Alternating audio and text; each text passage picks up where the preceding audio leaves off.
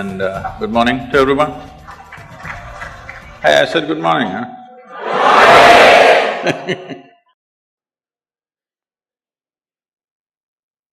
Good morning, everyone. She said good morning. I would like to thank Sounds of Isha for this wonderful and mesmerizing performance. And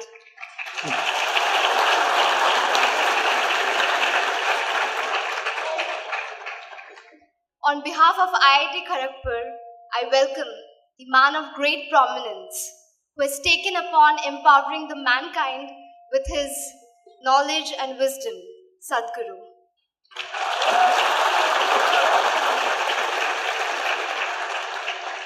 I thank him and his entire team for coming all the way to IIT Kharagpur for having this interaction with us. Thank you, Sadhguru.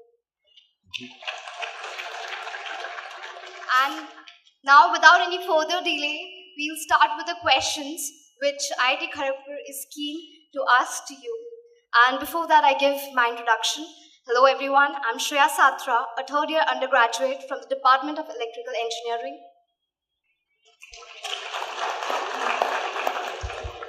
Hello everyone, my name is Idris Islahi. I'm a third-year undergraduate of the Department of Industrial Systems Engineering, IIT Kharagpur. Good afternoon, one and all. My name is Siddharth Menon. I'm a final year undergraduate student of the Department of Architecture and Regional Planning. Here we begin with our first question.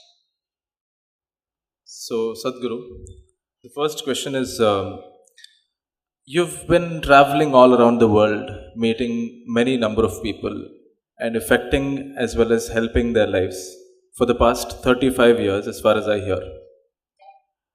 In all these years, you may have affected millions of lives.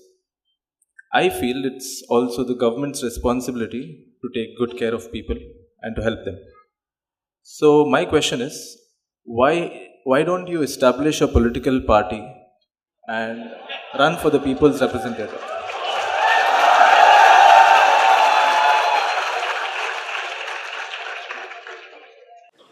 Well, we have a very distorted perception of what is politics, unfortunately, largely in the world, particularly in India. If you do something wrong, we say, oh, he's doing politics. See what he's trying to push me into. But the real perspective of this is, politics means it's about policy making. That means you set the direction for the nation as to where the nation should go, what it should achieve, where people should get, essentially directing the ship. Well, if you look at a nation as a journey, we are going somewhere, somebody has to captain it. Well, I think it is one of the most significant things that needs to be done in the world in a most responsible and sensitive way. Well, unfortunately, a whole lot of them have not earned this. That today, it's become like this, if you utter the word politics, it looks like we are talking about something dirty. It's almost like that. So having said that, you okay? If I tell you a joke, it's all right. You're serious, man, that's why I'm asking you. This happened. 3 men who are in their older age who are retired. One was a surgeon, another was a general, another was a politician. They met in the old age home. And they had a golf game, it went all bad. So they thought at least they'll have some good gossip. Bad game, what to do?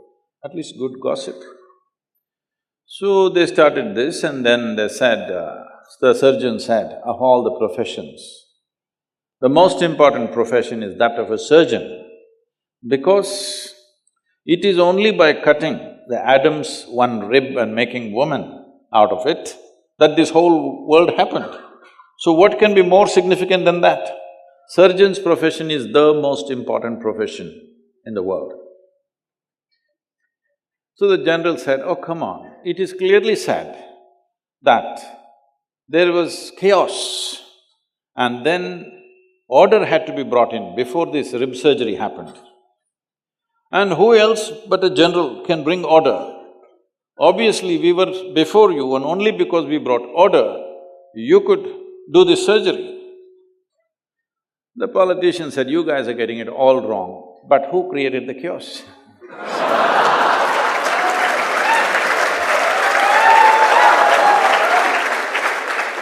Well, that's not how it should be. That's not what politics means. Politics means sorting out problems, not creating problems. So, why should I not start a new party? You didn't tell me to join the existing ones at least, that's a good thing.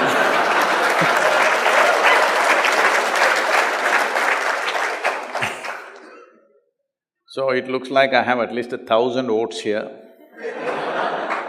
But that's not going to get you anywhere. But that's not the point.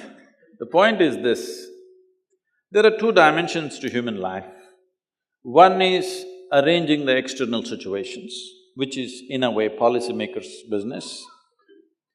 And another is settling the interiority of the human being.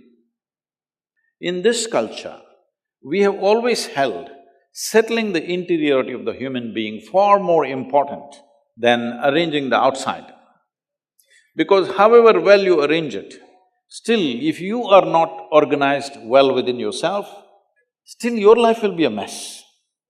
See, all of you, I'm telling you, I'm sure in IIT Kharagpur, there are 12,000 students, there must be at least 24,000 complaints. Hello? But the fact of the matter is, compared to any other generation ever in the history of humanity, you and me are living in the highest level of comfort and convenience and empowerment, isn't it so? Isn't it so? But still, no generation has ever whined the way we are whining all the time. We are not enjoying this organization. Never before in human history, human survival was this well organized as it is today. So this is the time for a human being to organize the inner aspect of you so that the external organization doesn't go waste.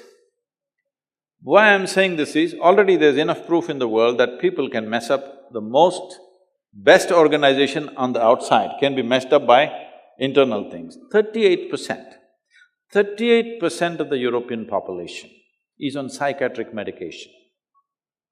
Why I'm picking on the European population is, this is a society which has enjoyed longest period of economic and material well-being on this planet right now. Almost nearly 200 years they've enjoyed material well-being like no other society in the world. How they got that material is another matter, I don't want to go into that. Okay? But they have enjoyed material well-being for so long, and 38%. If you just withdraw a few medicines from the marketplace, the nation or all those nations can go crazy tomorrow morning. Yes? If pharmaceuticals go on strike, really, everybody goes crazy, how's this? You call this well-being? So one must understand, just organizing the external situations is not going to bring human well-being. You can organize comfort, you can organize convenience, you can organize survival, you cannot organize well-being. Well-being is something that you have to earn within yourself. I've taken it upon myself to bring human well-being because this is inner organization of yourself.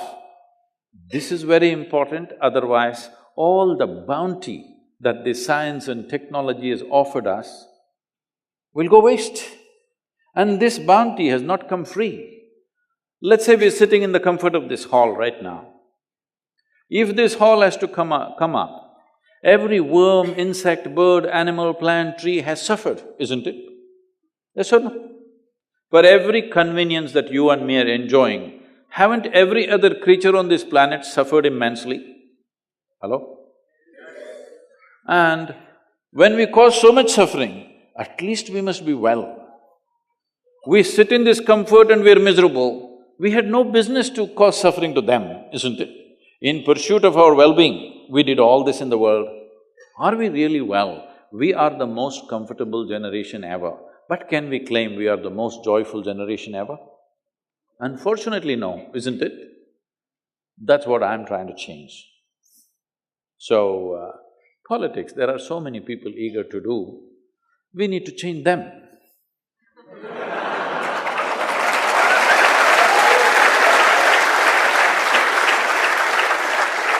That being in politics is not of personal ambition, but towards nation's well-being. This context we have to change in them.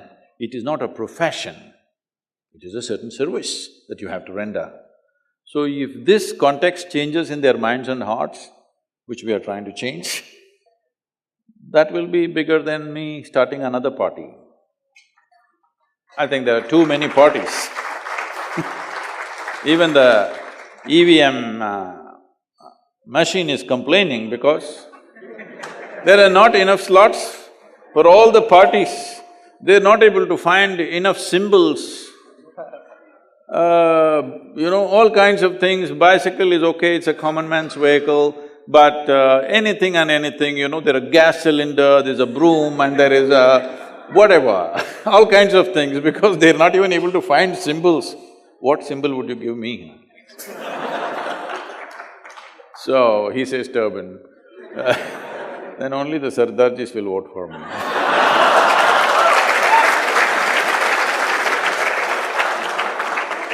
So, there is no need for one more political party. I would say there should be reduction of political parties in the country. Two or three or four, not 200 parties. It's just confusing the people, they don't even know whom to vote for. Because your chacha has started a party, how can you not vote for it? You don't know what is his ideology, you don't know what is his policy, what is his vision for the nation, nothing, but he's your chacha. So if I start, all the millions of people who are in some way drawn to me, they will not know what is my vision, why I want to start this political party. Sadhguru, we will vote him. I don't want to bring that nonsense.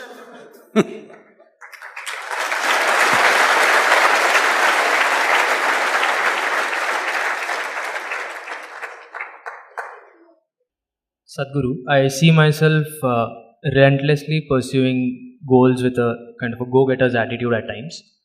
And in other times, I am deliberately very patient and I wait for things to unfold in their own unique and beautiful way. I've had the pleasure of… What is it, you're talking about your love affair or your profession?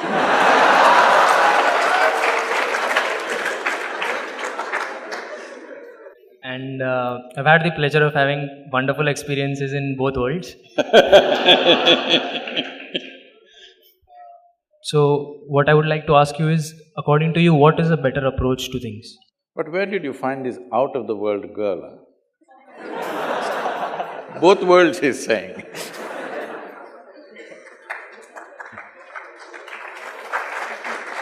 We would like to see the girl if she's here.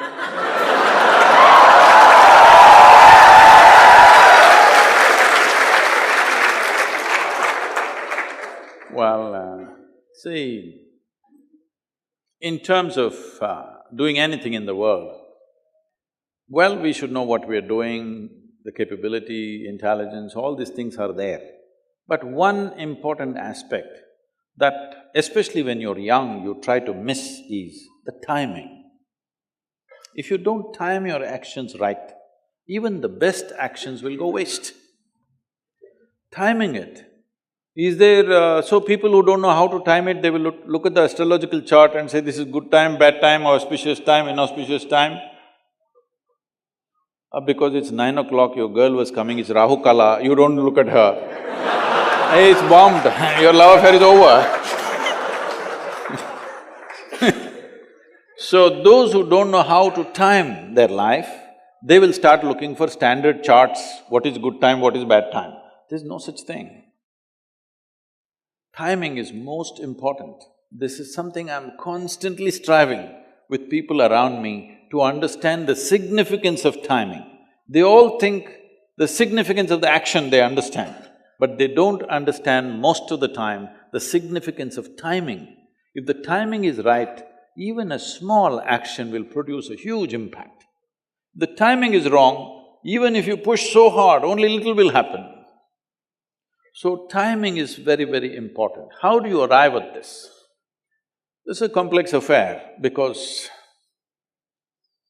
you, first of all, let's only handle one aspect because if you go into the other, you will fall into the astrological charts.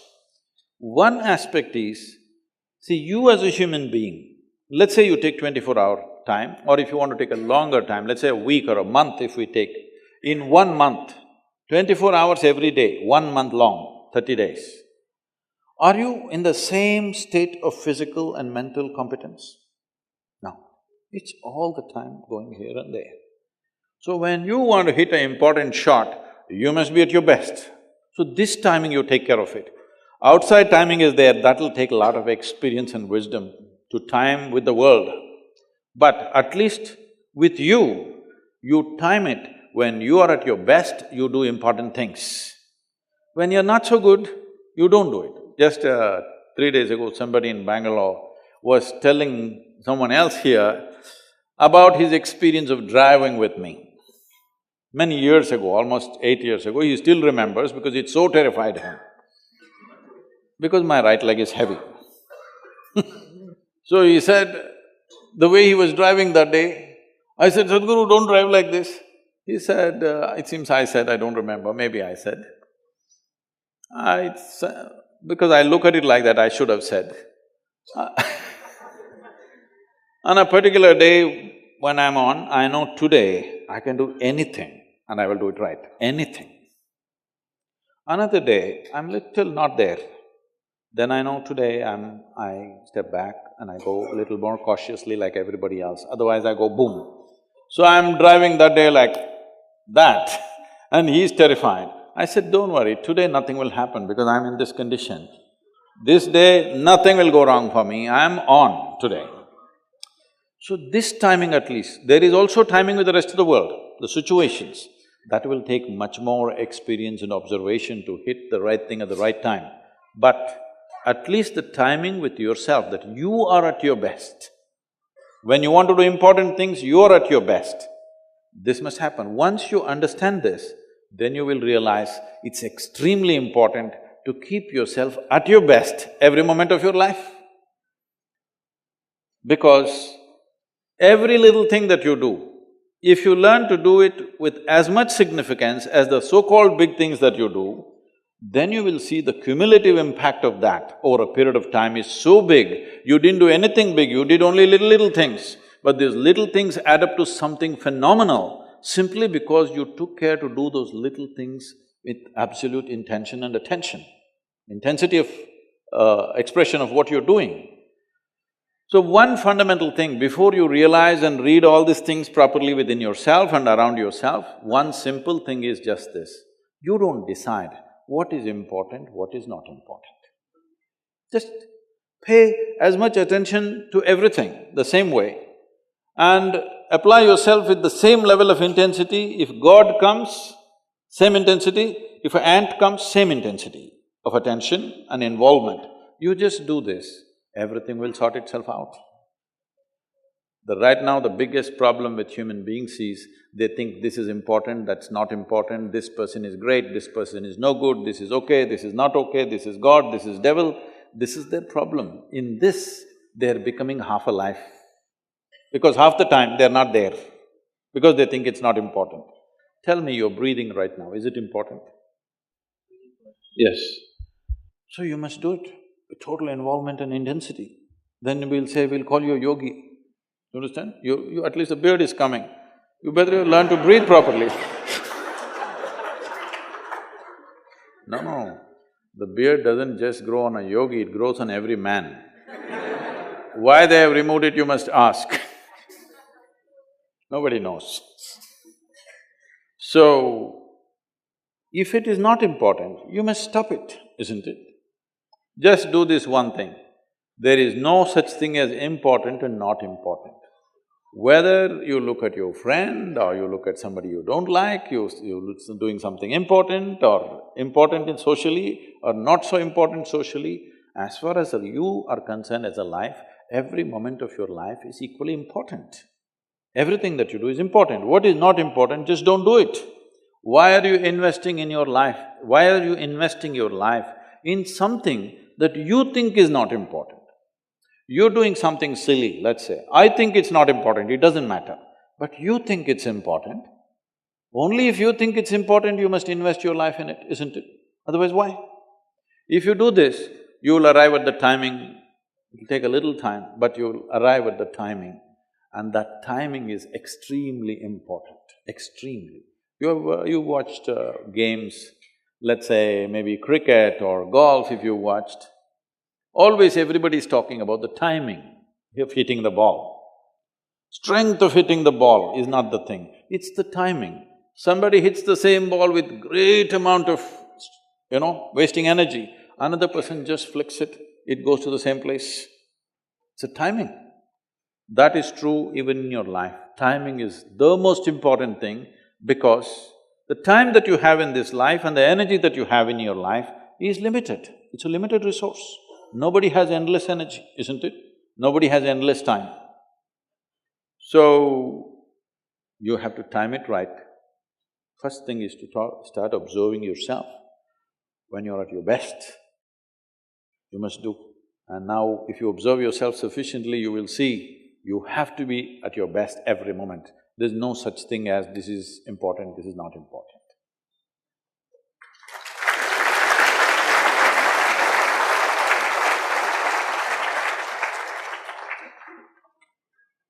So Sadhguru, there are times in life when I'm just doing excellent, doing to my fullest. But then suddenly a feeling creeps in, which tells me that your downfall is near. It bothers me. Maybe you're just landing. Yes, and with this feeling getting into the system, my performance actually starts to deteriorate. So Sadhguru, how do we fight these inner monstrous voices? How many monsters do you have within you? I thought there's only one monster, that's you. This we must be very clear. See, if you are hearing two voices within you, an angelic voice and a monstrous voice, this doesn't mean something fantastic has happened. This means you're either schizophrenic or you're possessed. Yes. You either need a psychiatrist or an exorcist.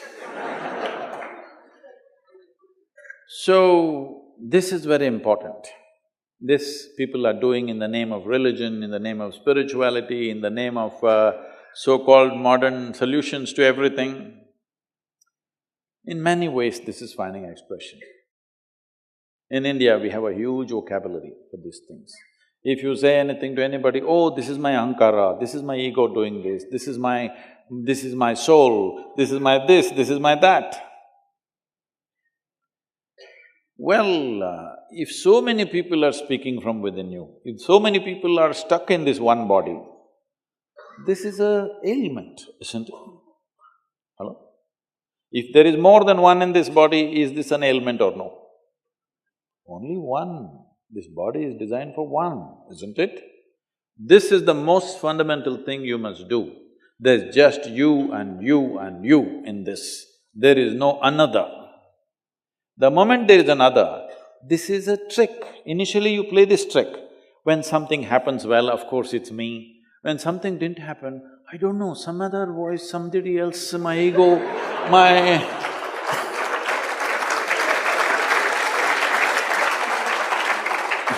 all kinds of other creatures which don't exist you manufacture in your mind.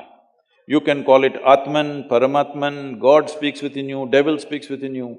See, whenever people said, God spoke to me, disasters unfolded.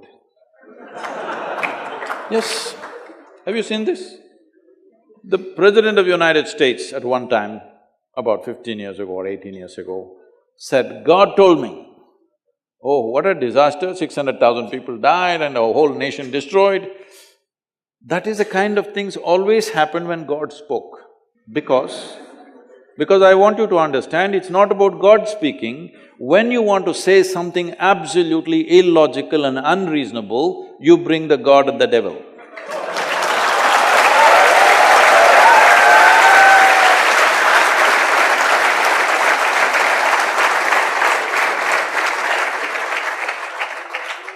So, if there is more than one voice, you have to kill the other voices. For this, you must understand, there is a complexity to human mind. That's what is fantastic about us. If you had the brain of an earthworm, of course you would be eco-friendly, but there would be no IIT, isn't it? I have nothing against the earthworms, they're fantastic creatures, but there would be no IIT, for sure. There would be no technology, they would be just eco-friendly, earth would be good with earthworms. But so many things, possibilities wouldn't happen. So the complexity of who we are is the greatest gift we have, isn't it so? There is a cerebral complexity, which is what makes us who we are. This is the greatest gift. But this is what every human being is suffering. I'm asking all of you, though you are in Kharagpur, when was the last time you were stabbed by a dagger? Hello? Even in Bengal it didn't happen.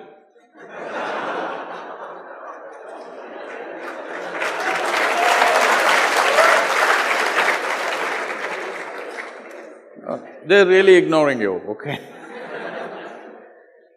Maybe the biggest thing that happened to you is a mosquito bit you. That is the level of suffering that the world is inflicting upon you. Rest of the suffering is all on self-help, isn't it? So why are you suffering like this? Because… I'll ask you a simple question, tell me yes or no. Because I'm also going to bless you according to your question. Do you want your intellect to be sharp or blunt? Okay.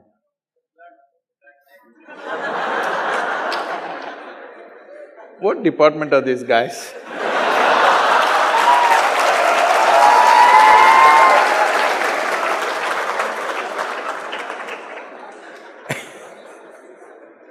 Oh. Is it political science?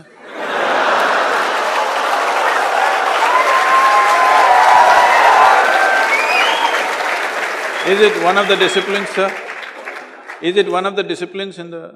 No, then how? There's infiltration in your college.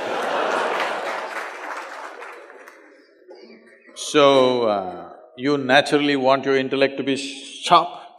That means intellect is a cutting instrument. It's like a knife.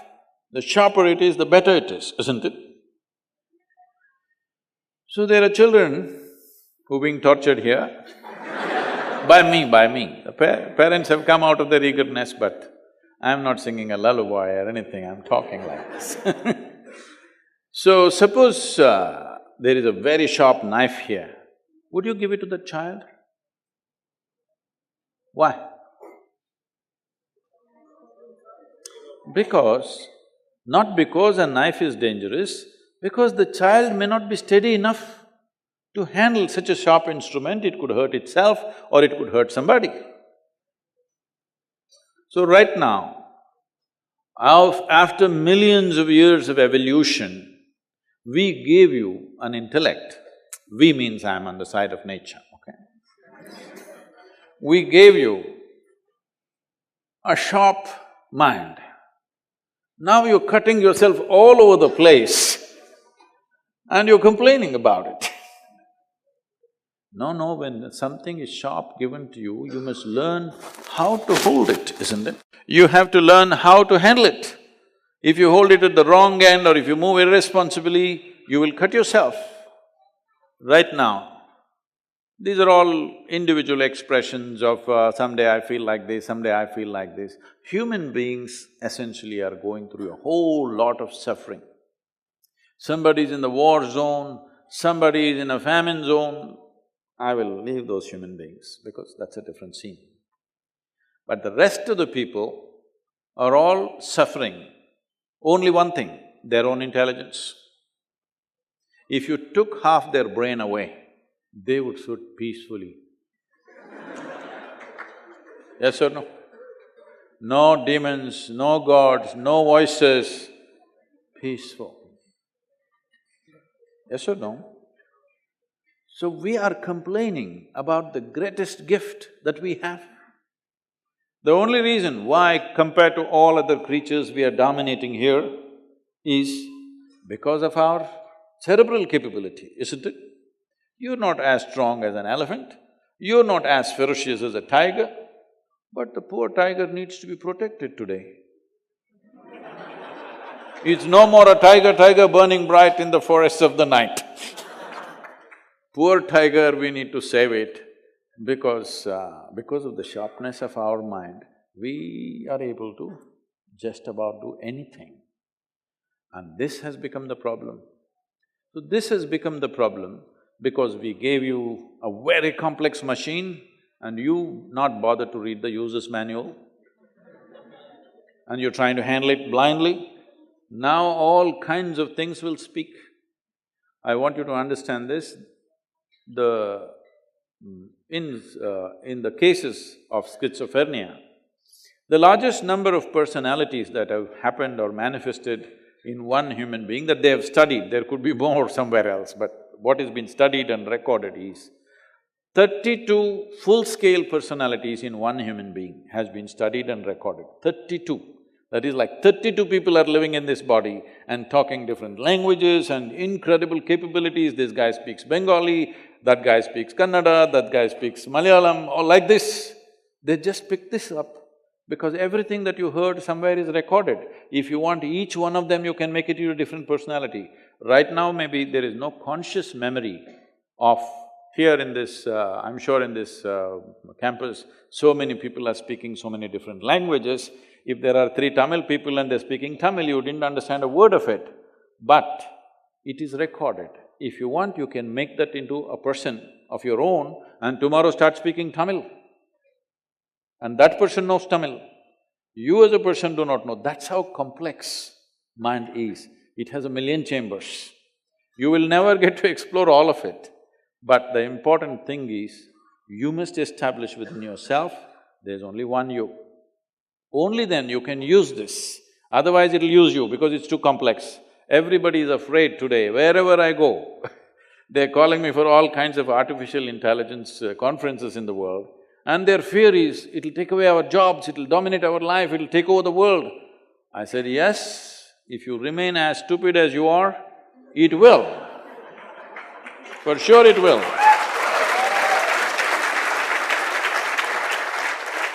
Because right now, your own intellect has taken over your life and destroying you, make you suffer for nothing. If I leave you alone in a room, all by yourself, if you are capable of being miserable, this means you're in bad company, isn't it? Hello? If I'm with you and you suffered, maybe it's me. But you're sitting alone and suffering, this means you're in bad company, isn't it? You have to fix that one thing, that this one is never bad company. This is the best company you have.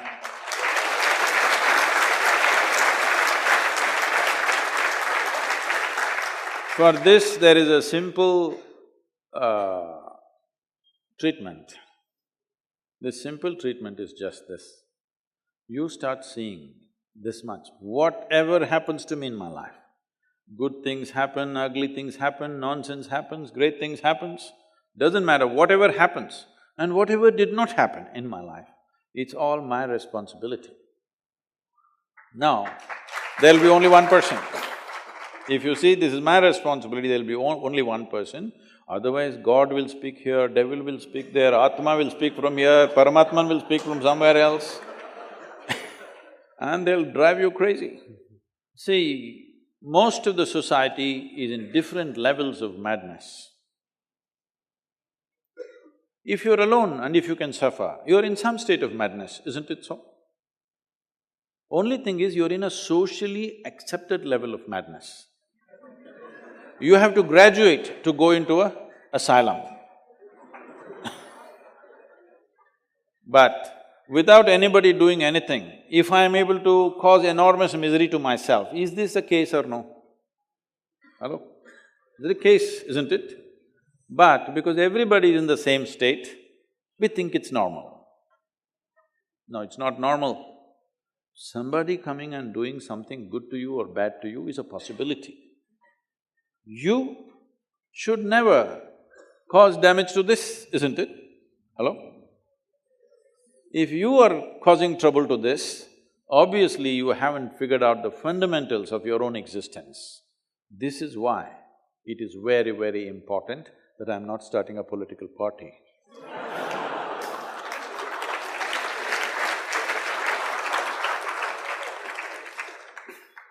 So, Sadhguru, I learned from my mentor architect that architectural interventions should not be just about minimizing ecological disturbance, but it must be instead about enhancing the very life that resides in a structure.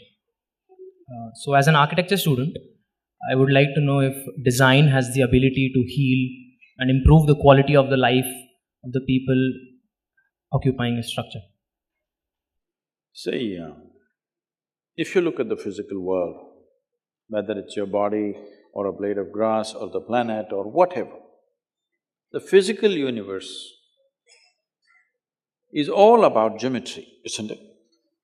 Just to give you an example.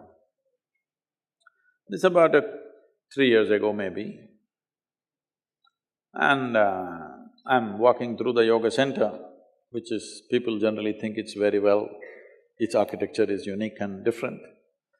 So I'm walking through for various details, looking at it. Then I see, in a place where lots of people come every day, there is a tree branch which was in a certain this thing. So I looked at this and I said, please cut this tree branch. I did not explain to them, I just said, cut it, and I went on. Then the next day I was leaving the country and I was not there for about a month and a half. Then after 2 or 3 weeks, they wrote a very apologetic note to me, saying that, Sadhguru, you asked us to cut the tree branch, but we thought, why would Sadhguru want to cut a tree branch? When always I'm talking about, you are not going to cut anything which is not absolutely necessary. We didn't cut it, but the rain and winds came and it fell down. Fortunately, there were no people. If there were people, things would have happened, you know. We're very sorry, we don't know why you asked us to cut. See, how long something stands or how well something functions physically is only a question of geometry. I'm saying even your body. How you sit will determine how long the different parts of your body will last. How you stand, how you walk. Today, for runners and others, do you know this posture correction has become a huge science? They got machines. They got all scanning machines which will tell you if you stand like this, how your vertebra are, how your ribs are, if you do like this, where is your stomach, where is your liver, all this, because if you run the wrong way, you will damage yourself. This has come into sports in a big way now, but yoga is always about this. The whole system of yoga is about aligning your geometry with a larger cosmic geometry so that you can function with least amount of friction. If we say, there are mechanical engineers, aren't there? If you say a machine is well engineered, essentially you're saying its geometry is well aligned. A misaligned geometry means lots of friction, isn't it? So this goes for your body, this goes for every shape and form, everything that is functional in the universe has to be geometrically in sync, otherwise it'll cause disturbance. So does the geometry of a building make a difference? Absolutely. especially if you're a little sensitive, it will make a huge difference. For everybody it makes a difference. Most people don't understand, don't notice anything about themselves. They only understand the consequence. They only understand, I'm not feeling good. They don't know why they're not feeling good. People don't notice that. But the very shapes and forms that you have around you has a certain impact because you are also a physical form. And how this physical form is, how this is, how that is, all this has a certain geometric impact. If you… I'm sure many of you have felt this, especially the girls probably would feel it more. If they walk into a building, oh, I don't like this, just like that. It's always when men and women, husband and wife go to buy a house, the husband sees all the brochures and says, this is good, and it's priced well, it's fantastic. She walks in and says, I don't like it. Why? I don't like it, that's all. Because she doesn't feel good. That's all she knows. She doesn't know why she doesn't feel good. She doesn't know what is the shape which is causing this, but she knows this doesn't feel good. So, the shapes and forms have a significant impact on you if we paid enough attention. So, you must look at this. You're from South. Well, you come from Kerala. You must look at the South Indian temples, how geometrically perfect they are. You take your laser measuring instruments today and check it, it's perfect, How important that the right angles are right, in this building it's not right. And how the shapes and forms make a difference is something that they examined to the minutest possible thing when they built the ancient temples, particularly in the south. The North Indian temples are all brick temples, they're done in a certain way, it looks like they've all been put up in a hurry, Now, why I'm saying this is, I think the northern belt took a lot of invasions and ancient temples were destroyed, they all put it up in a hurry. When they could, they just put it up. But in south, they took time and engineered it in a certain way, you can feel it, you don't have to believe anything, you just go and sit there, you feel a certain… that space has a certain impact on you. Our home should be built like this, our offices should be built like this. Because it's very important that… see, we know this for plants and animals and everything, the atmosphere in which they live is very important, the habitat, otherwise they won't thrive, isn't it? The same goes for the human being. If you just want to somehow live and die, you can live anywhere. But if you want to thrive, really, then it's important what kind of spaces you live in. There is a whole science to this, which is generally called as agama. People think it's temple building science. It's not about temple building. It was to be built… every human habitation was to be built that way. Whole lot of people couldn't afford it for their house, they did it only for the temple because it takes more involvement and care for this. So this is the reason, this is one of the reasons why you Kerala people, no matter what, first thing in the morning, you shower, you go… See, you must understand, only in the south this instruction is still there, in the north it's gone.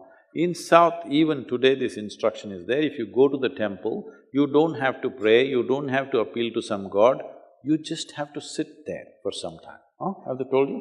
You must sit there. But what people are doing today is they're just touching their bottom to the floor and going away.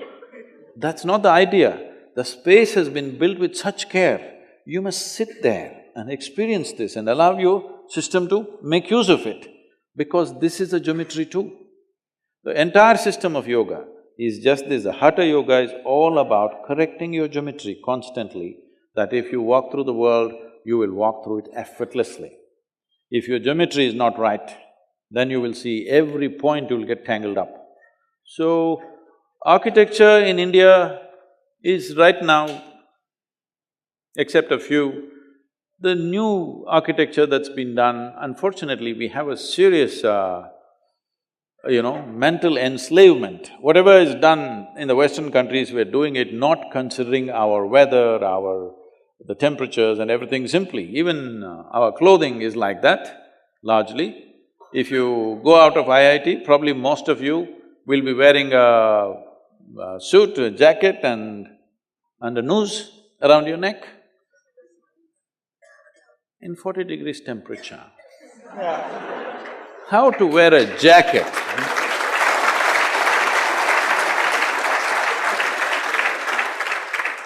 I was meeting some important CEOs and I told them, see, in your board meetings, it's compulsory in a lot of companies, they must be jacketed and tied up.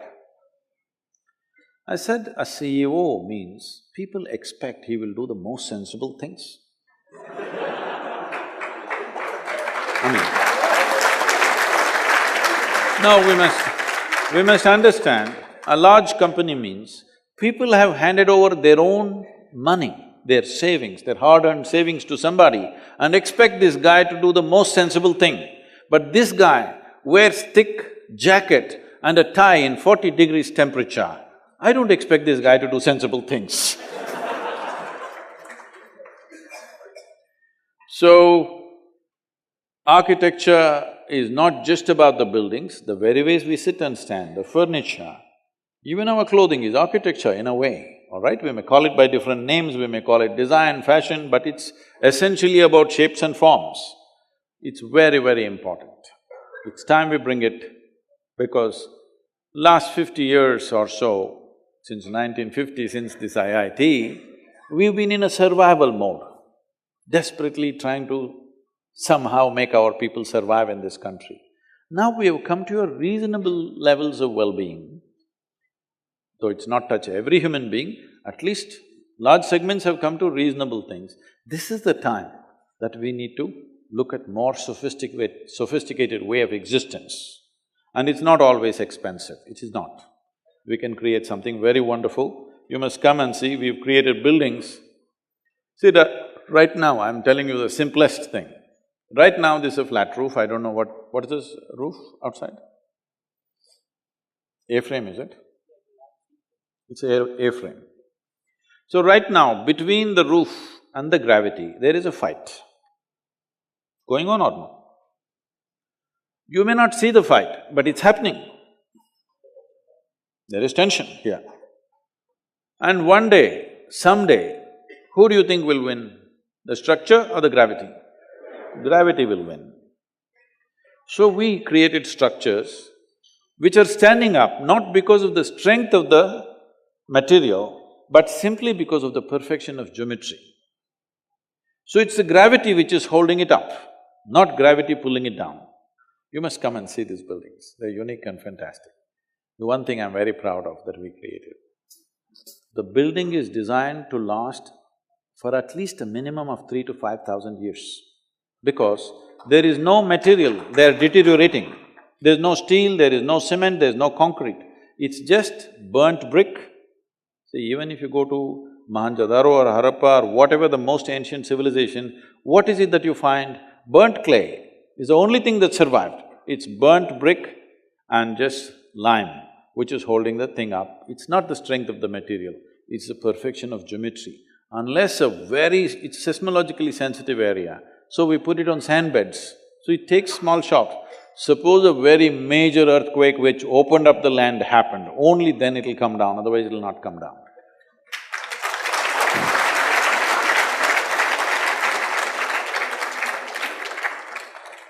Sadhguru, I have a follow-up on this. But I think in today's scenario, we have a standard set of codes which are developed by the most premier institutes, and it seems like nobody just wants to take the responsibility of the work that they are doing themselves. They just want to put it on the code. So if the building comes down, they just say that, I followed the code and it was not my fault, and they just don't take the responsibility of it. See, they're trying to do everything by the thumb rule, all right? If you want to do things by thumb rule, you don't need an engineer or an architect, you need a mestri.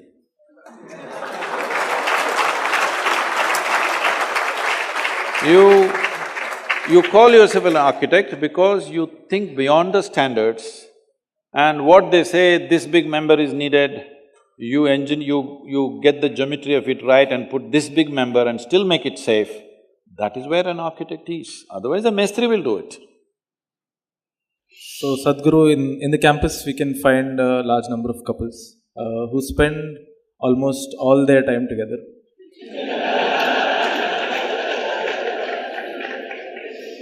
Now the matter is, when they separate,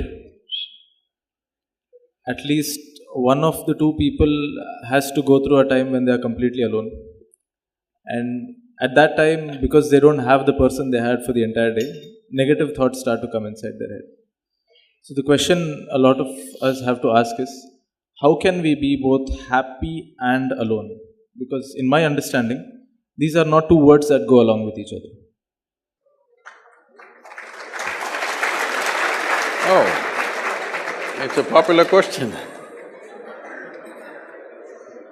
Then you must find somebody out of the world.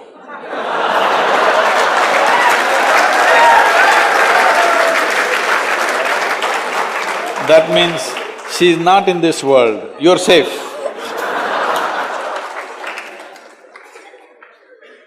See, well, we must understand this. In the nature of human development, there is a body. All of us have a body. We have a mind, we have emotions, we have energies. If you put your body as the leading edge of your life, if your body leads you, then the only thing you can think of is eating, sleeping, reproduction. You may avoid the reproduction, but copulation. Yes. No, I'm not saying this in any negative way. I'm saying, if body is the leading edge, by the time you're 14, you want to do something. Yes. Hello? But suppose your mind developed in a certain way, suddenly what everybody is excited about looking at a boy or a girl, your mind is excited about something else because your intellect has become the leading edge. Or if your emotions, don't understand emotions as only for each other. Emotion is beyond each other. You're capable of emotions all by yourself, that's what you're saying in a way, when you're alone. There are emotions. So emotion is not about somebody. Well, somebody else may stimulate a certain emotion, but you can sit here and create whatever emotion you want right now, isn't it? All by yourself. So emotion is not about somebody. Maybe you know emotion only as a reaction to something right now, but emotion, intelligence, body and energies are not about somebody. It is about this life. This is all the equipment we got. We have a body, we have a mind, we have emotions and we have energy to support that. Now, you must decide in your life which should be the leading edge. This is not about getting rid of the body. Body is there, it's very important. Without this platform, we cannot exist. But do you want this platform to be the leading edge? Right now, we are sitting on a platform. Should this one speak or I should speak? You must decide. Hello? You must decide. This should speak or I should speak? We are sitting on the platform and speaking, isn't it? Similarly, we are sitting on this platform right now as a life. Physical body is most important. If you don't keep it well, it will become the most important thing in your life. If ill health comes, you will see body is the most important thing. All the time, 24 hours, you'll only think of that. So, what should be leading edge in your life, you must decide. Once you made the decision, whether it's your intelligence or your body or your emotion or your life energies, if you have to look at it this way, your body can only speak this. It will talk about what to eat, how… sleeping, reproduction, this is all it can think about. It is not equipped to think about anything else. Your intellect can do so many things, but that also functions only from the limited data that you have gathered in your head. Right now, if you're thinking architecture, that's because information has gone in. Right now, you're thinking of that boy or that girl because that information has been recorded. Or you're thinking about money or position or fame or name because that data has gone into your system, isn't it? So, your intellect is only functioning from the limited data that you have gathered. So, it should not be the leading edge because then you will do only those limited things in your life. If you go by the body, you will do very limited things. If you go by the intellect, you will do next level of limited things. If you go by your emotion, then you may do something beautiful, but at the same time you may get tangled up in all kinds of things because emotion is not independent of the intellect. The way you think is the way you feel, isn't it? If I think you're just wonderful, then I have sweet emotions towards you. If I think this guy is horrible, I have nasty emotions towards you, isn't it? So the way you think is the way you feel, it's just that emotions are little more sappier than the thought. Thought is agile, thought is dry, emotion is little juicy. They're not different. But your life energies, every moment of your life, no matter what the hell you did, what the hell you did not do, your life energies have been constantly working for your well-being, never worked against you till now, isn't it? So you must decide which should be the leading edge. All others will follow, all the four ingredients all of us have. But what should lead your life? This you must decide. If you want to be led towards a significant life, then your life energy should be the leading edge, others should follow. If body is the leading edge, then the first opportunity you get, you will get entangled with something.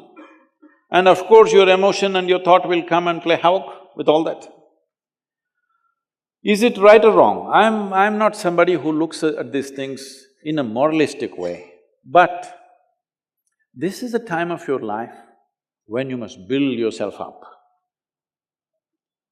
You're in a little bit of a hurry to live. When you're in a hurry to live, you will lack wisdom. And this will play out in so many different ways. It's like this, the mango farmers in India have a certain wisdom. Bengal also produces mangoes, right? If you plant a mango tree, I've been a mango farmer myself. If you plant a mango tree, within the first 12 months or 14 months, flowers will come. So we go about meticulously removing every flower on the tree, not allowing it to fruit. If you leave it, fruits will come. So up to 3 years or 4 years, a wise farmer, up to 4 years, he will make sure not a single fruit comes. You have to remove every single flower, otherwise suddenly one fruit will come. If one tree among, let's say you have 100, one tree came up with a fruit, within 3 years or 4 years' time, you will see that is one tree which will not yield in the future because it lived too early.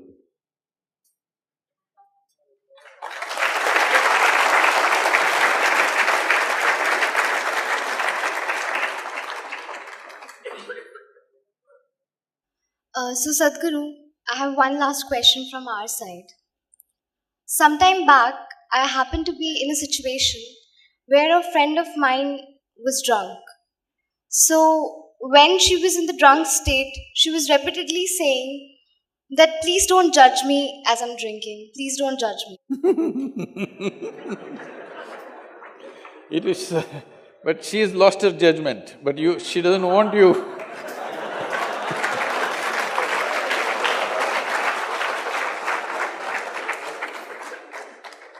So my question is, whether it is alcohol or not, in life, why are we so apprehensive about being judged by others?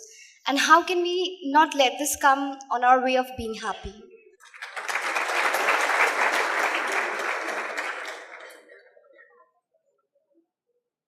Look at me.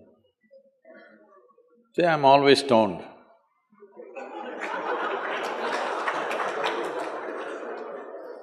Never touched a substance, but always stoned. You can judge me whichever way you want.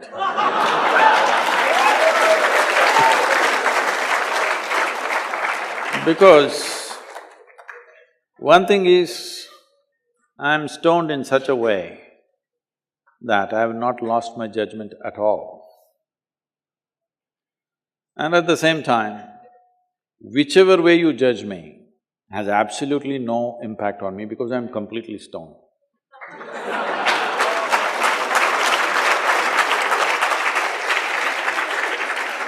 Having said that, why this consumption of alcohol and drugs is growing the way it's growing in the world is… Well, nobody can really put a number on this, but just to say to what extent. In the last 25 years in India, probably alcohol consumption has gone up 10,000%. What do you think? You know, I'm telling you, when we were growing up, in the town, there would be just 10-15 people who drink. In a small town, I'm saying. People say, in that family they drink, we won't give our girls to that family, you know. But today, if you don't serve drink at your wedding, nobody will come.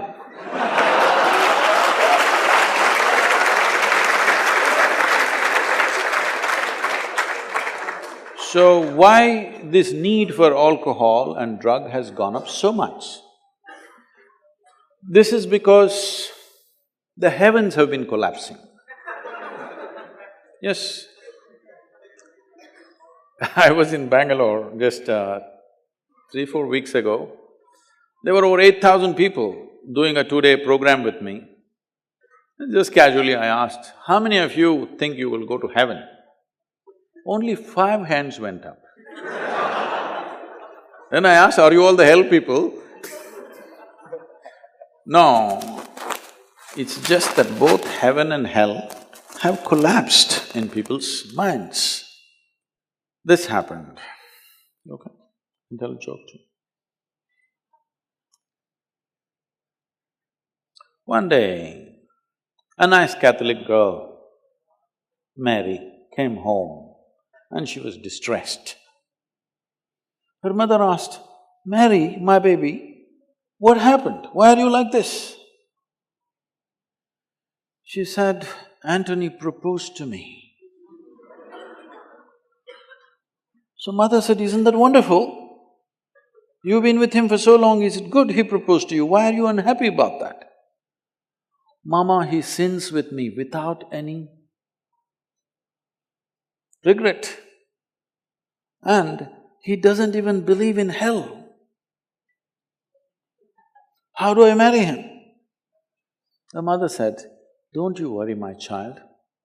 Both of us together will prove him wrong.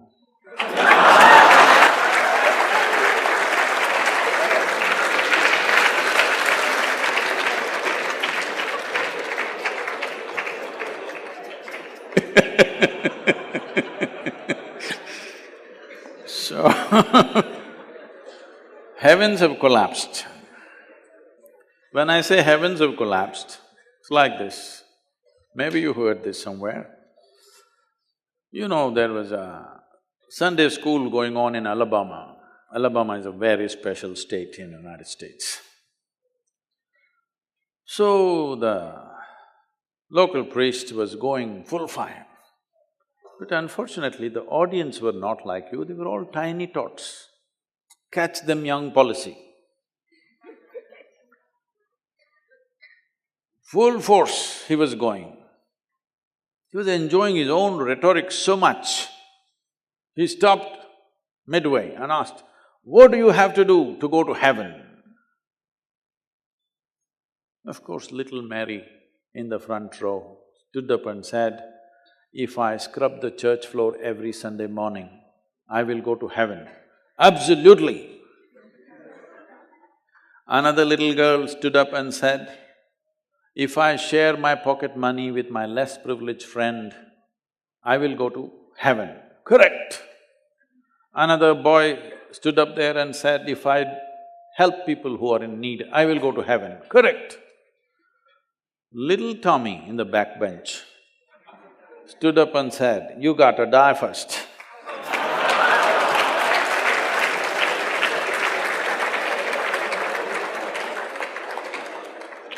That's a qualification. If you want to go to heaven, you got to die first. So when you die, whether you like it or you don't like it, unless you're Elon Musk, we usually bury your body here or burn it or cut it and throw it to the birds. Something we will do depending on what tradition you belong to. But we will put this body back to earth Because after all, we picked it up from this planet. At least that much responsibility you must have. You should not take this body and go away.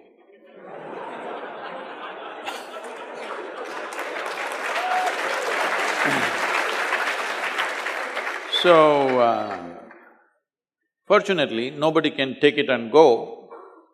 If you've not done anything eco-friendly in your life, this is one thing you will do. You will put this body back onto this earth.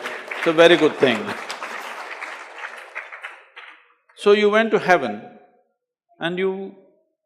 What is in heaven? This you must know. In the Hindu heaven, food is very good. Yes, Nala himself cooks for you. If you are a foodie, you must go to Hindu heaven.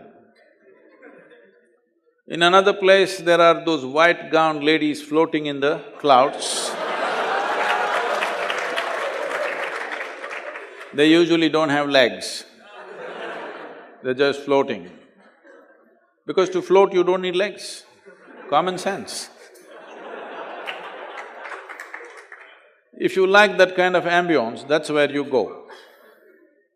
If you go to another place, you will encounter virgin problems. If that's what you want, that's where you go. But the only problem is, you don't have a body. When you don't have a body, what do you do with good food and virgins, I want to know.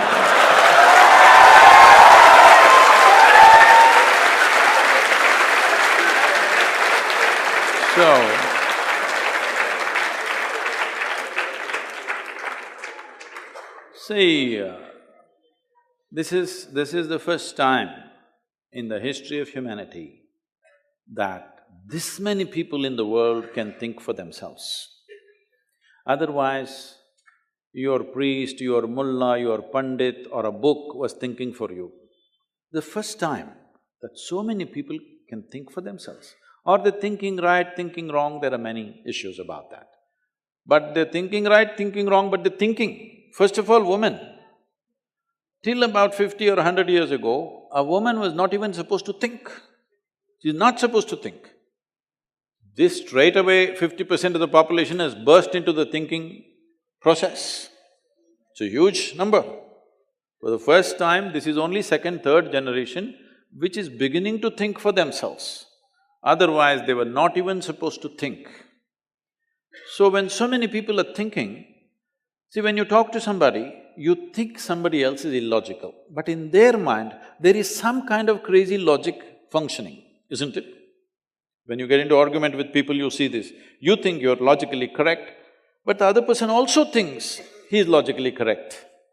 He has his own crazy sense of logic. But they have their own framework of logic. So all illogical things are naturally collapsing. Still, this generation has not fully walked away from it, still there is fear. They can't openly say, there's no goddamn hell or heaven. They're still fearful about it, but they're trying to make a little heaven for themselves here. So, hey, wait. So naturally, when they're not able to do it for themselves, out of their own intelligence, they will fall back on chemicals. Today, just to take very affluent societies, because every society is aspiring to be like that, let's say you take United States, which is the most affluent nation on the planet right now.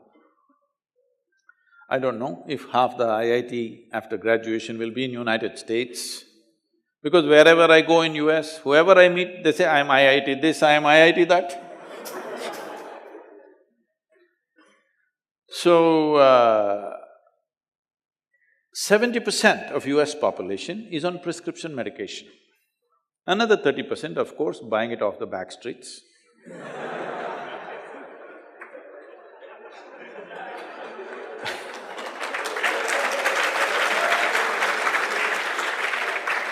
70% on prescription medication means, though… See, what is affluence? Let's understand this. Why an individual person or a society or a nation seeks affluence is, at first level, it'll give us a choice of food. If I'm affluent, I can eat what I want. Eating means nourishment. I can nourish myself well. When a man is poor, the biggest problem is, I'm not well nourished. So at first level, it is a choice of nourishment. At a second level, it's a choice of lifestyles. So you are the most affluent nation, you have an enormous choice of nourishment and an enormous choice of lifestyles. But 70% is on medical, prescription medication. $3 trillion of healthcare bill, it can sink a nation, all right? It's bigger than our budget. Our GDP is only 2.7 trillion. $3 trillion worth of healthcare in America for quarter the number of people that we are. Most affluent nation. Obviously, affluence is not working. To be healthful, you need chemicals. To be joyful, you need chemicals.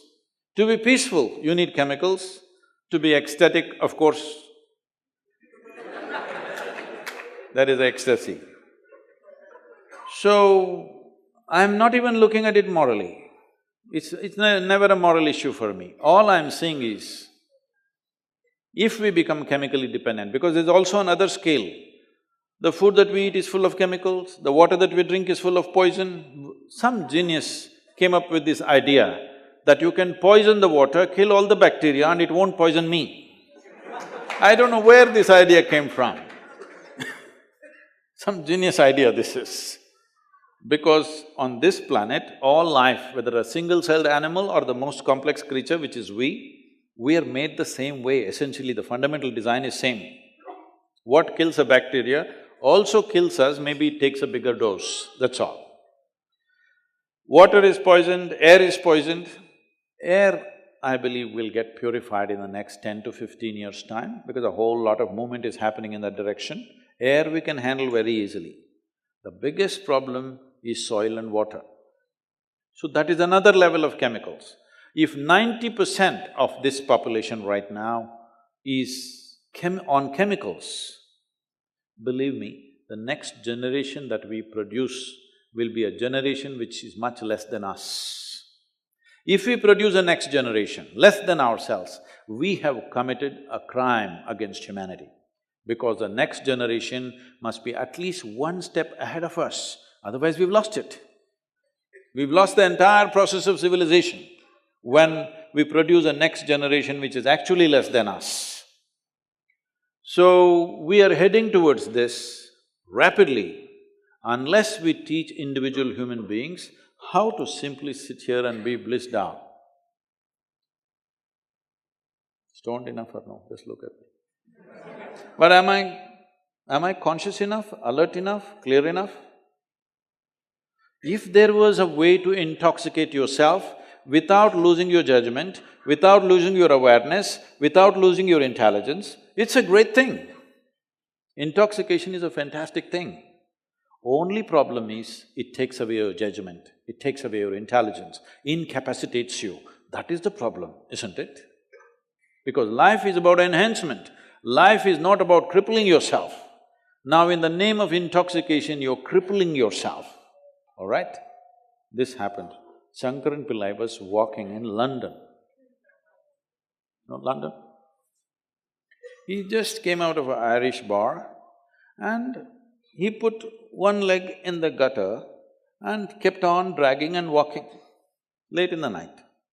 The London bobby, the policeman, came, looked at this and said, "Hey,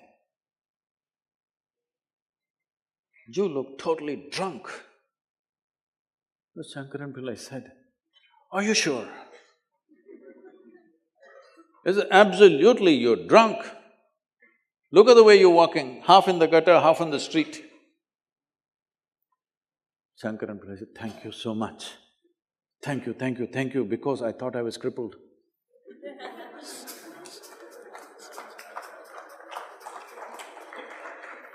When people are drunk, they're crippled, isn't it?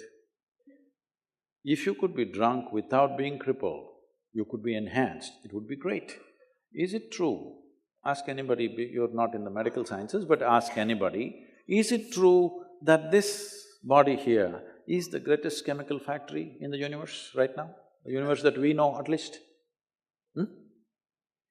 Only problem is you're a lousy manager. If you know how to manage this, you would be like me, always blissed out. Anybody can say what they want, anybody can do what they want. This is like this only. Because I have not given this privilege to anybody, that somebody can make me happy, somebody can make me unhappy, somebody can make me miserable. Right now, you are a consequence of other people's opinions. Where do you plan to go like this? Anybody can ruin you. You went outside, somebody told you, Shreya, you are the most wonderful human being we have seen. Then you were floating on that cloud, what number? What number? 9. Oh, in South we do 11. You were floating on cloud whatever number, and you came home, people at home told you who you really are. And the cloud will crash. No. It's very important that neither this way or that way, we listen to everybody because we could be doing something wrong. Hello? Any moment we could be doing something wrong, so we listen to everybody. But what they say will not determine how I am. Never, ever. This you must fix and you must tell your friend when she's not drunk. Because otherwise she won't understand. Thank you, Sadhguru, for answering our questions.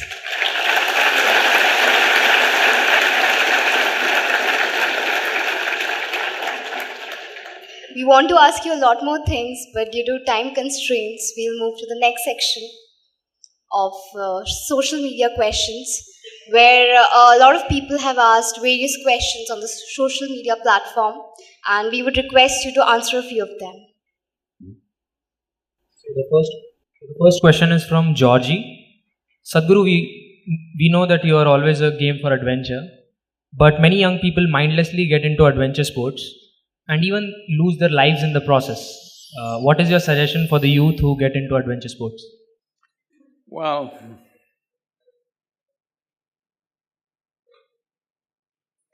I have no right to advise anybody on this arena because I did everything that could have killed me 24 times. But I'm here somehow. So, see, when we say adventure, you can have ventures in your life or you can have adventure. Adventure means you don't know where your next foot is going to be. That's adventure. That means there is danger. No danger, everything safe, there is no adventure, isn't it? It's a venture. I'm not against ventures, but you're talking about adventure. That means you want to step into something that you don't know, isn't it? If you step into what you know, unpredictable, that's not an adventure, that's just an activity. So, I must tell you this. Why should I tell you all this and make some crazy people do something crazy? Well, one thing, my father, the physician, and constantly worried about me. His greatest worry was, he would knock his head and say, "This boy has no fear in his heart, what will happen to him?" I've heard this dialogue right from the age of 5, 6. He has no fear, what will happen, what will happen? One day I was around 11, he said the same thing. He has no fear in his… because about 12-foot long cobra came, I just picked it up and walked away. So he this is the first time he's seeing, I've been doing since I was 6. The first time he saw. And then he had a Vespa scooter. From the age of 9, I've been riding it without him knowing. I was cleaning it for him, but I was riding it. So one day, it's in front of our house, the road is slopey like this. I'm just coming in, putting it in the neutral gear, and I'm standing on the seat and coming like this on the Vespa scooter. He saw me and his heart broke. So he said, "This boy has no fear in his heart, what to do?" Then I asked him, when did fear become a virtue? He said, see, I told you he has no fear. So why are we thinking that we have to enter life fearfully? If you're fearful, fear is one of the worst emotions that people go through in their lives. Why fear happens is, you are imagining something that's yet to happen. Hello? You're imagining something. So what you're suffering is not some situation, you're suffering your own imagination. No, imagination is a fantastic thing. You're an architect, you must imagine, but if every building that you imagine, if you fear it may fall down, it'll drive you crazy. Even in architecture, there is adventure, isn't it? You must see Ranakpur. Have you seen Ranakpur in Rajasthan? You must see.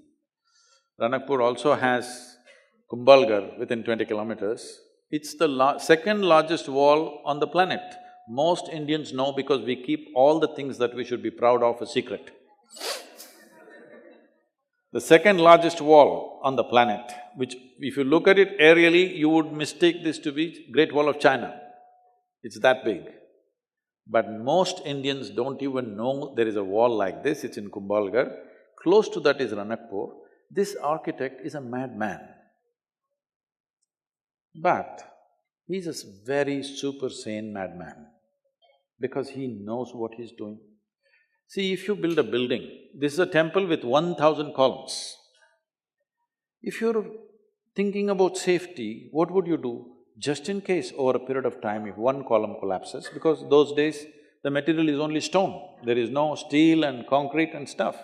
You would make sure if one column falls down, there'll be another column which will keep the temple up.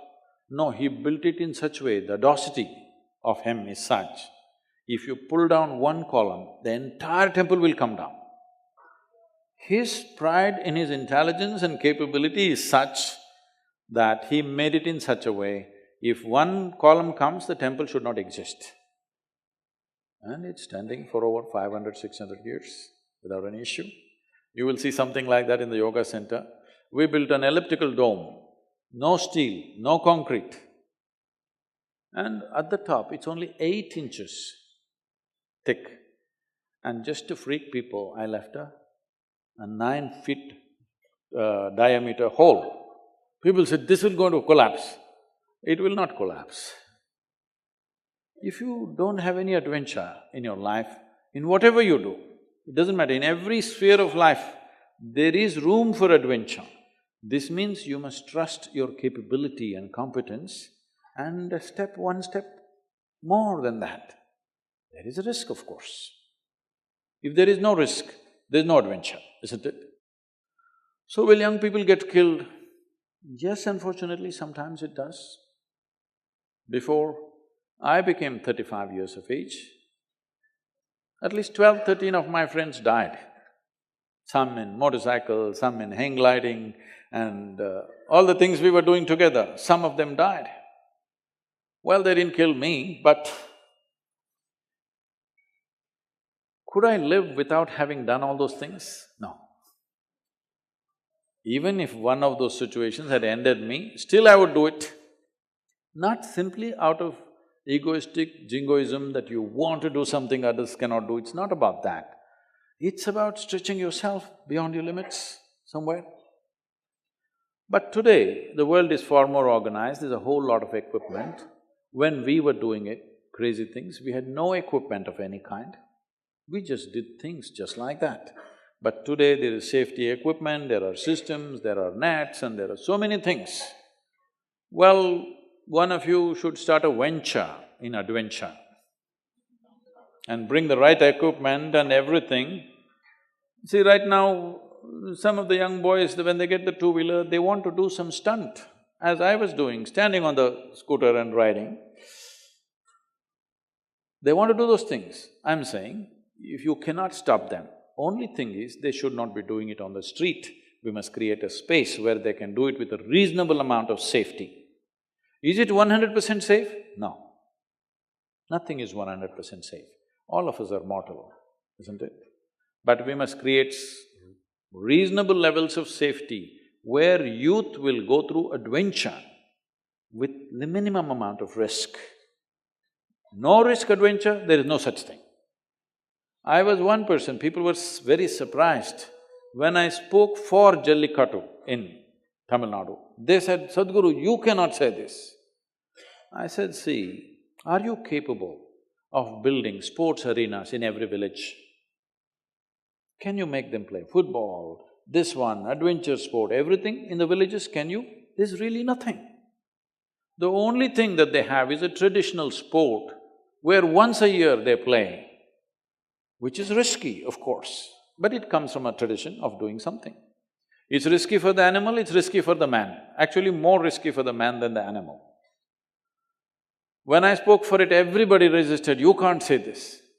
I said, see, youth without any sense of adventure are not youth. You can already bury them as old men. They have to do something, but this does not mean they have to do wild things on the street. We can create situations and spaces where they can do this with reasonable amount of safety. There's no absolute safety.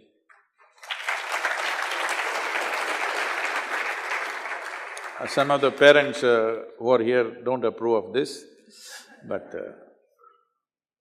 otherwise they'll do it somewhere where you can't see. This is one thing I noticed in United States, especially our center is in Tennessee, so I'm just seeing this. If you go to your shop, I go to your motorcycle shop, and I see they made motorcycles for 3-year-olds. They actually built motorcycles for them. 3-year-olds are riding full on in the dirt bikes. I thought, this is great, parents are standing there fully helmeted, jacketed, everything, they're riding. This is great because this needs to happen. Otherwise, they will do something wild when they are 15, 16, without any training, without any preparation, without the safety equipment, then we don't know how it'll end. Thank you, Sadhguru. Now, the audience is very ecstatic about asking questions to you, and now we open the floor for the audience. First question, please. Hello, I Sadhguru. I'm Dheeraj. So, The microphone, you must hold it like Lady Gaga, like this. hello. So, my question is, we live in the times when artificial intelligence is poised to surpass human intelligence. And even people from the scientific community, they stand divided on this front that whether it will be proven as a threat or just an enhancement. As you spoke, even Elon Musk is skeptical about that. So what are your views upon it? Like, where do you stand? See, do you remember when they installed lifting cranes and gantries in the ports of Bengal? The trade unions all protested, they're going to take away our jobs. Do you remember those times? That was a time where thousands of men would carry sacks out of a ship. One ship unloading means 15 days, 25 days like this. Though at that time the ships were much smaller, sacks, one man carrying one sack and all kinds of problems with it. Today, I was recently visiting one of the largest ports in the world in India. You must find out which one it is. And they told me, right there, they were unloading this vessel. It is at 225,000 tons. I asked, how long does it take to unload? They said, we have the record in the world that we unload a ship like this within 24 to 26 hours. Because the cranes and the gantries are such, they will lift that kind of weights and just put it out, everything is in a container, it's just coming out. But when these containers and these cranes came, the labor unions across the country protested because our jobs are going to be taken. I'm sure now they're all happy, they don't have to carry those bags. Similarly, if artificial intelligence comes, I'll tell you my experience of artificial intelligence. I was probably 12, 13 years of age, 13 I think. It's not like you people, all of you have smartphones and stuff. Those days, somebody shows me a flatbed calculator. Those days, only two companies making these calculators, at least in India, what was available, Sony and Panasonic. For this also to get it, you need Haji Mastan. He has to smuggle it in, otherwise you won't get it. By normal means you can't get it. So, Sony was very expensive, 125 rupees. Panasonic, if you went and bargained in that so-called Hong Kong bazaar or Burma bazaar or whatever, you would get it for 90 rupees. So you buy this calculator and somebody brought it, first time I am seeing. They do tuk tuk tuk tuk tuk into tuk tuk tuk tuk tuk tuk. I said, what? Why the hell are they torturing me in the mathematics classes? When this stupid machine, 90-rupee machine can do this, why are they torturing me for 10, 12 years, teaching me how to add, how to multiply? So that day I sat and dreamt, if there was another machine like this for science, for chemistry, for physics, for everything, I don't have to come to school. That was my dream. It's going to come true shortly. See, it helps.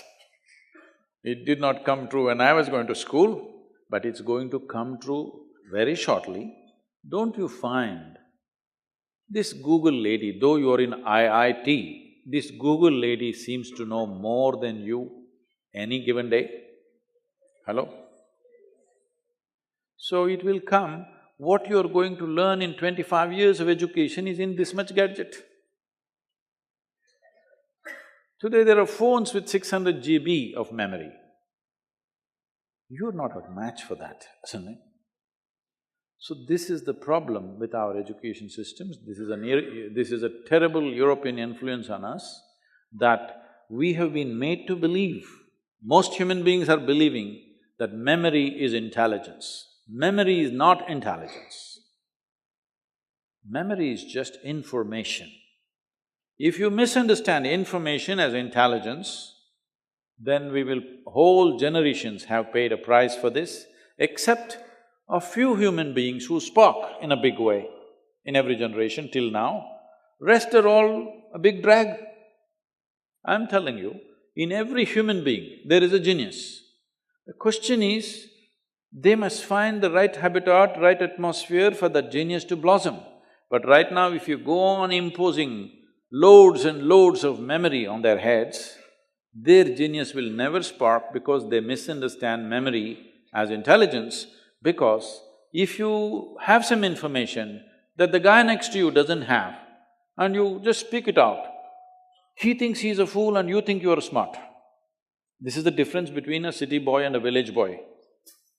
You know, a city boy is looking smart not because he's more intelligent, simply because he has more information in his head. So these people who have been faking intelligence for a long time, they are all going to become redundant once artificial intelligence comes, because a stupid little machine is going to have more memory than you can ever imagine possible, all right? These are good times, because what you remember in your mind will not decide who you are in the society. How much of a human being are you is going to determine who you are. I think fantastic times.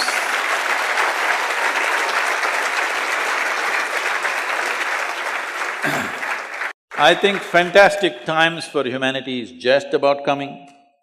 I'm asking you, suppose you were working in one of the ports in Bengal and you were carrying those bags, heavy bags, back-breaking loads, and after 100 years you came back and saw all these loads are just being lifted and put on the truck just like that in 2 minutes, what you carried entire day. Would you not be fascinated and fantastic? That's how you will feel if after the artificial intelligence has come, you come and you realize you don't have to go to school. You don't have to gather all this nonsense. All these idiots who read 2 books and acting very smart in the world, they will all go. You have to exercise your intelligence, otherwise you will not survive. It's great time.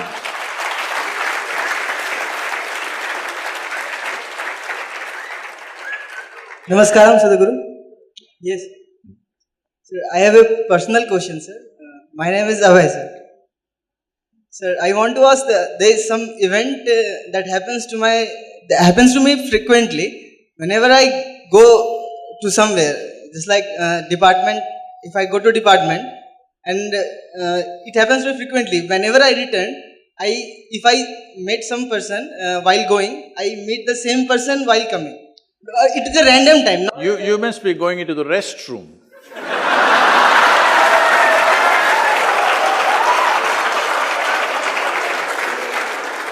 But it happens very random. Even if I go in the random time, I meet the same person on the same path, sir.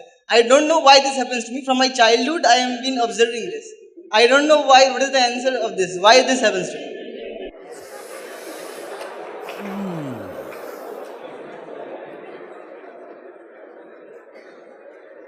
No, when I said restroom, I was not trying to say some bad place. This happened. It once happened, Shankaran Pillai got a job in Pentagon, you know, Pentagon? Where it is decided which country should live and which country should be destroyed and everything, big things.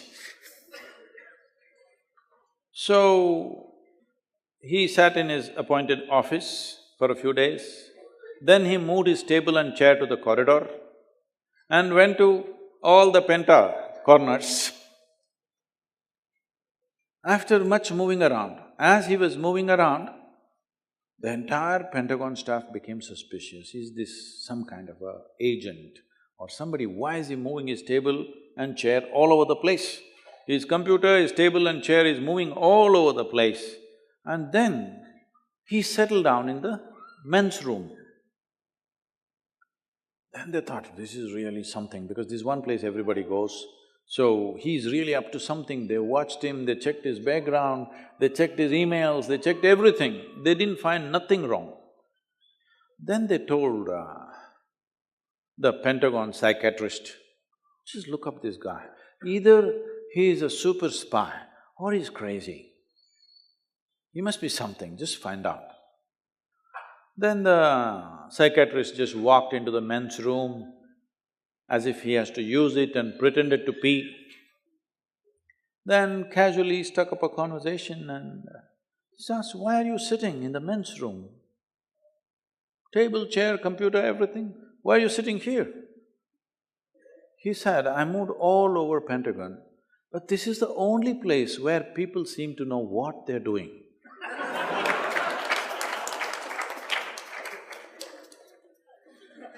So, maybe your department… Today, I was not knowing that you were coming. When I was going to department, I met one friend. But while returning from department, I met the same friend, not on the same regular time. I lived at a random time, and he met me and told me that Sadhguru is coming. So this happens to me from very frequently.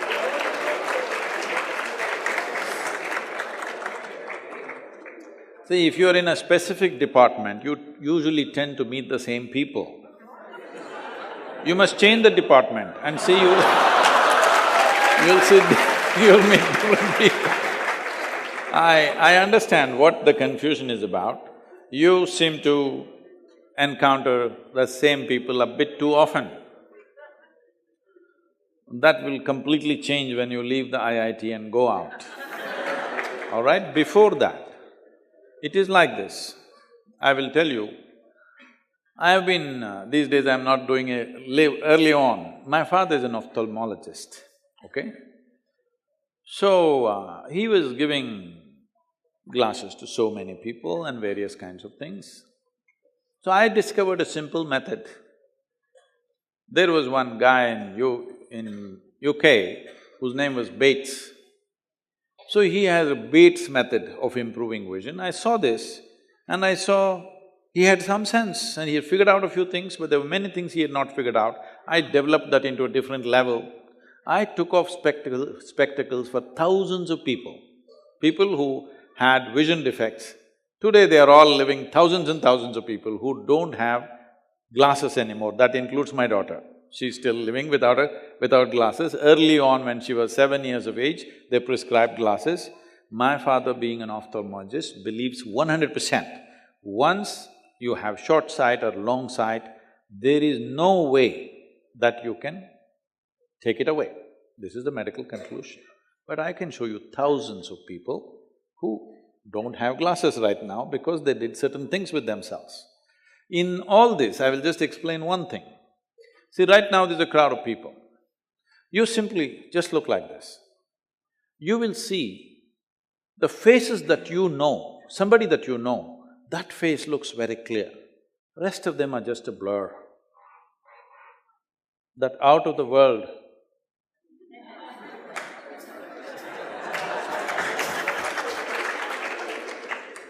and we would like to see her, because your vision is seriously aided by your memory. There are stories, we don't know to what extent because they were given to telling all kinds of stories. They say when the first ships from Europe went to North America, the tribes saw the people, but they could not see the ship. It took them some time to actually see the ship because there was no such form in their memory. You try this, those of you who have vision defects, take off your glasses, take a book and let's say you see one word and you say, okay, this is sun, sun, sun, you build memory about it. And then you just look like this everywhere and look at it. You will see only that one word will come up to you, rest of the words are not so clear. So with faces also this is true. Once you have built memory about that face always stands out, the other faces don't show clearly. So it could be possible, 10 people pass by, you don't pay much attention, but the face that you know, immediately you recognize. Immediately you notice that face to be there.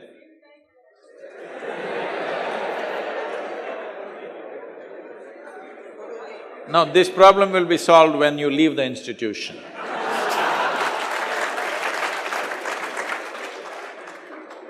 People are very enthusiastic about asking questions, but Sadhguru, as we are running out of time, we will be taking one last question. Thank you for this opportunity. I'm excited to talk. So, my question is, even if we are 100% sure about the internals, like even if I'm 100% exuberant, but still we cannot get the opportunities we want, and the luck factor is there in everybody's life. So, is there somebody else, like other from the other dimensions or other than the physical, who's controlling it, or is it does the life just happen like that? Like the luck factor and the opportunities we get, we cannot control it. What is the level of influence the stars have on you? No, I'm not asking that. Like the opportunities… No, luck means usually people look at the stars. You look up and see in this building, there are a few stars, there's a constellation, just see, look up. So how much role do they have? No, I'm not asking that, like… the opportunities we get are purely… I get you, I get you. So who controls them and can we control it? See, if you have some mastery over your physical body, 15 to 20% of your life and destiny will be in your hands. Suppose a given situation, let's say a tiger walked into IIT Kharagpur. So, somebody who is physically in a certain good state, within a moment they will climb up the tree, sit there and enjoy the wildlife. Yes? Because they have a certain mastery over their body. Somebody who doesn't have that becomes the breakfast. Isn't it so? Life and death. Because you're physically in a certain condition, you have some mastery over the body. You could be living, others could be dead. Yes or no?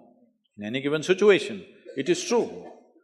Because you're physically good, maybe you'll catch the bus and somebody will miss the bus. And that missing the bus could be not just a actual physical thing, it could be metaphorical, that you miss the bus because you're not physically fit. So 15 to 20% of your life and destiny is determined depending on how much mastery you have over your body. If you just learn to sit right, breathe right, hold yourself right, believe me, so many things will happen your way. This is what yoga is about, that you make sure everything that you do with your body is by conscious will, not by accident, not by compulsive modes. You sit, eat, breathe in a conscious way. If you have mastery over your mental faculties, 60 to 70% of your life and destiny will happen your way. If you have mastery over your life energies, 100% of your life and destiny will happen your way.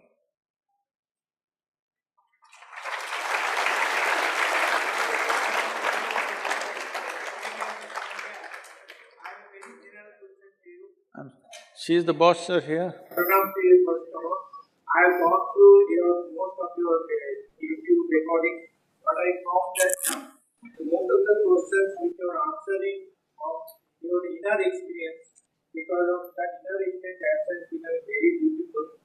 But when somebody tries to follow it, it becomes confusing. I'll give you an example. They have said about judging the perfect time. I got it, I got the question. No, I understand the question. Do I look like somebody who cannot understand the question? You have to explain it to me. So, there is an inner experience. Well, I'm glad you recognize that. It is the inner experience which makes life lucid. That is, everything is not a struggle. If you picked up bits and pieces from so many people around you, if another piece comes, which none of them gave, you'll be again confused eternally. So you will naturally structure your life in such a way that your life becomes a cocoon where only expected things come your way, unexpected things don't come your way. This is what most human beings are doing because unexpected things are seen as googlies which will get them out. So, they try to remain within the known. If you remain within the known, life becomes extremely limited and it's incapacitating in many ways. All the human potential is lost. So how to get an inner experience which makes your activity and the way you exist a more lucid experience of life? Well, YouTube videos are there, that is only, for lack of vocabulary, I would say that is only titillation. That is only to instigate you to look that there's another way to live. There's another way to structure your life. There's another way to build yourself as a human being. You want to become an engineer, you want to become a doctor, you want to become something else, that's a different thing, that's activity. For that you have to learn something outside. But what kind of a human being you want to be, this has to be done from within, there's no other way. For this, there's an entire scientific process which we call as inner engineering, which we will not impart unless you come in a committed way. Because without commitment, these things do not happen. All we want from you is 28 to 30 hours of focused time. But most people think their life is not worthy enough that they can invest 28 hours of focused time. What can you do for such lives? Let them enjoy the YouTube. So people are saying, but there is a cost to it. Yes, because it's being physically delivered, there's a cost to it. We have come up with a plan, probably by let us say, by sometime middle of 2019, we will be able to execute it where we can offer this without cost to people. We are looking at a plan like that. There are certain technological challenges, if you overcome that in the next 6 to 8 months, you will see inner engineering as a scientific process. Most of it, except the yogic part of it which needs to be initiated, except that, all of it will be available to everybody free of cost in about 16 different languages across the world.